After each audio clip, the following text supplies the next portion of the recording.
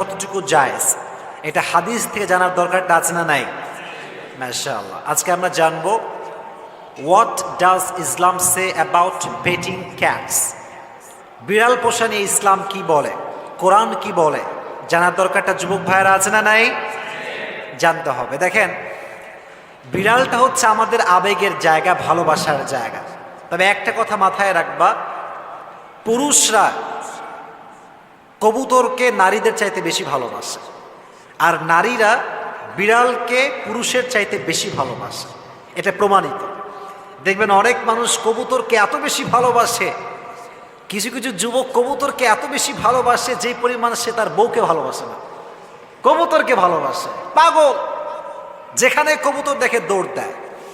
Even এই যে বিড়ালটা, এই বিড়ালটা মক্কা সহ পৃথিবীর অসংখ্য গুরুত্বপূর্ণ জায়গাতে বিড়ালের প্রবেশ একদম আম। মক্কাতে আমরা গিয়েছি, মাদিনাতে আমরা গিয়েছি, রাস্তাঘাটে বিড়াল, মক্কার আশেপাশে বিড়াল, চতুর্পাশে বিড়াল। এটা হচ্ছে বিড়ালের একটা পাওয়ার। এবং বিড়ালের জন্য অধিক পরিমাণে ভালোবাসা, মায়া, আদর মানুষের মাঝে ঢুকিয়ে দিয়েছে একজন, তিনি কে? বিড়াল পোষা ইজ টোটালি পারমিসিবল ইন ইসলাম, এটা জায়েজ। তবে কিছু বিষয় খেয়াল রাখতে হবে। যারা বিড়াল পোষে বাসায়, বিড়ালের জন্য কোনো অবহেলা না হয়, কোনো অযত্ন না হয়। বিড়ালের যখন খাওয়ার প্রয়োজন খাবার দিতে হবে, তার যত্নের প্রয়োজন যত্ন করতে হবে। ঘুমানোর জায়গা দরকার, তাই ঘুমানোর জায়গা দেওয়ার দরকারটা আছে না নাই? তাকে যত্ন করতে হবে। ইভেন হাদিসে এসেছে একজন মহিলা একটি বিড়ালকে আটকে রেখেছিল এবং তাকে খাওয়ার দেয় নাই, তার যত্ন করে না, তাকে ছেড়ে দেয় নাই। হাদিসে এসেছে আল্লাহ তাকে জাহান্নামে নিক্ষেপ করেছে, নাউজুবিল্লাহ পড়ান। এজন্য বিড়াল থাকা দোষের কিছু নয়,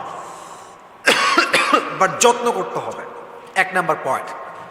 দুই নাম্বার পয়েন্ট, নবীজি বলেছেন হাদিসে, যে ব্যক্তি প্রাণীর উপরে দয়াবান হয়, যত্নশীল হয়, রহম করে, আল্লাহ তার উপরে রহমশীল হয়ে যায়। সুবহানাল্লাহ পড়ে। আপনি প্রাণীকে মায়া করবেন, আল্লাহ আপনাকে মায়া করবে। তো তোমরা যারা আমাকে শুনছো যুবক ভাইরা, দেখবা রাস্তায় যখন তোমরা যাবা, দেখবা অনেক কুকুর ডাকে, খুব চিল্লায়, খুব চিল্লায়। তো আমি যখন গাড়ি নিয়ে আসি ভাবি যে এত চিল্লায় কেন, এত আওয়াজ কেন করে? এর একটা কারণ আছে। কুকুরের ভাষা আমরা বুঝি না, বাট কুকুর যখন চিল্লায় সে বোঝায় আই এম হাংরি, আমি অনেক ক্ষুধার্ত, আমায় কিছু দাও। এটা মুখ দিয়ে বলতে পারে না, বাট আওয়াজ করে। যখন তোমরা দেখবা রাস্তাতে কুকুর খুব চিল্লাচ্ছে, বিড়াল খুব মায়া কান্না করছে, তোমার সাধ্যে যা আছে, যা আছে, একটা বিস্কুট নিয়ে এসে হোক বা বিড়ালের জন্য মাছের কাটা হোক, যাই আছে তুমি দিবা।